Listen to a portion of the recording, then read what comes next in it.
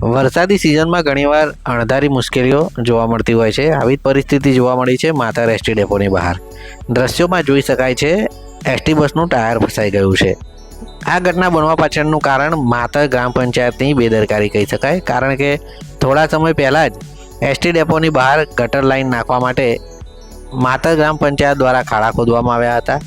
જે ખાડામાં પુરાણ તો કરી દેવાયું, પરંતુ આ પુરાણ યોગ્ય રીતે નહીં કરાતા વરસાદી પાણીમાં માટી ચીકણી થઈ ગઈ અને આજે જ્યારે આ એસટી બસ ત્યાંથી પસાર થતી હતી ત્યારે તેના આગળના ટાયર આ માટીમાં ઘૂસી જવાને કારણે મુસાફરોને રજડવાનો વારો આવ્યો હતો. જોઈ શકાય છે એસટી બસનું ટાયર જે રીતે અંદર ઘૂસી ગયું છે તેના કારણે આ પરિસ્થિતિ સર્જાઈ છે.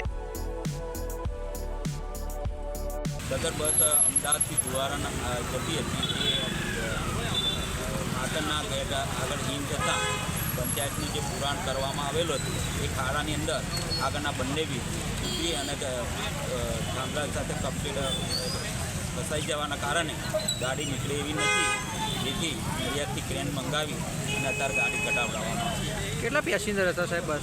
અમે આશરે 34 પેસેન્જર હતા. કોઈને વાગ્યું માગ્યું ખરું? ના, કોઈ જ નહીં.